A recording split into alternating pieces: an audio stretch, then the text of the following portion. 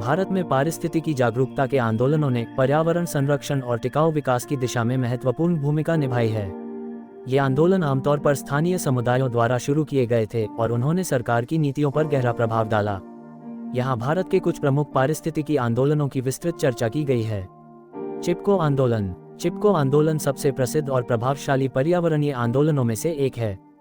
इसकी शुरुआत 1970 के दशक में उत्तराखंड के गढ़वाल हिमालय में हुई थी। मुख्य कारण, यह आंदोलन पेड़ों की अंधाधुंध कटाई के विरोध में शुरू हुआ था।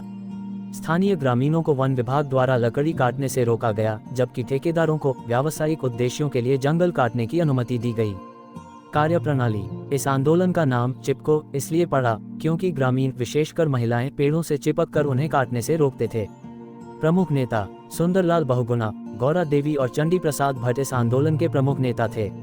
सुंदरलाल बहुगुणा ने पारिस्थितिकी ही स्थायी अर्थव्यवस्था है का नारा दिया।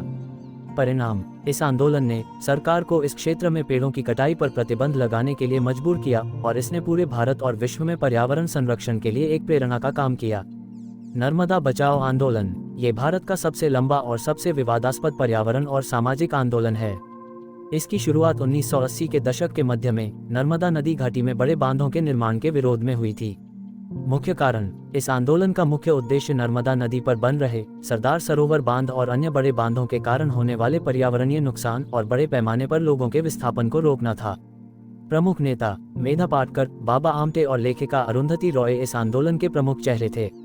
कार्यप्रणाली। आंदोलनकारियों ने रैलियों, भूख हड़तालों, कानूनी लड़ाइयों और अंतर्राष्ट्रीय स्तर पर जनमत संग्रह के माध्यम से अपनी बात रखी।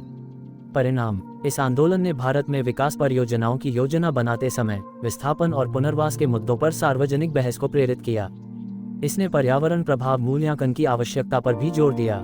साइलेंट वैली आंदोलन। यह आंदोलन केरल में एक जैव विविधता से भरपूर उष्णकटिबंधीय वर्षावन साइलेंट वैली को बचाने के लिए चलाया गया था।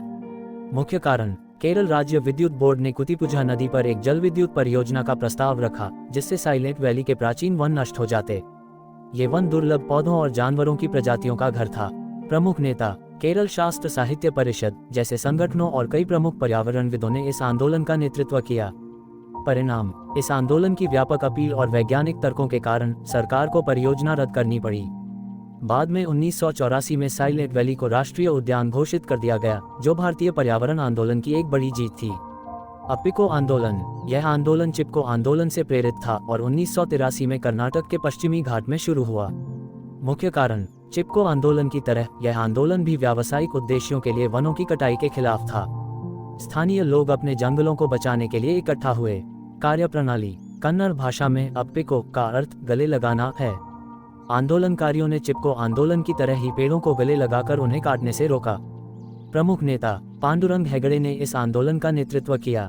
परिणाम, इस आंदोलन ने पश्चिमी घाट जैसे संवेदनशील पारिस्थितिकी तंत्र के महत्व को उजागर किया और इस क्षेत्र में पेड़ों की कटाई को रोकने में मदद की। बिश्नोई आंदोलन। ये भारत का सबसे पुराना और सबसे प्रेरक पर्यावरणीय आंदोलन माना जाता है। यह आंदोलन 18वीं शताब्दी में राजस्थान में हुआ था। मुख्य कारण, खेजड़ी के पेड़ों को काटने से बचाने के लिए जो बिश्नोई समुदाय के लिए पवित्र थे, यह आंदोलन शुरू हुआ था।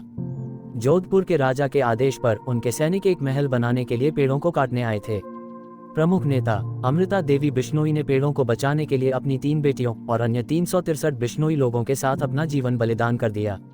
परिणाम, ये बलिदान पर्यावरण संरक्षण के लिए एक प्रेरणा बन गया। ये दर्शाता है कि कैसे एक समुदाय प्रकृति के साथ गहरे आध्यात्मिक और सांस्कृतिक बंधन के कारण उसकी रक्षा के लिए अपनी जान देने को भी तैयार हो सकता है।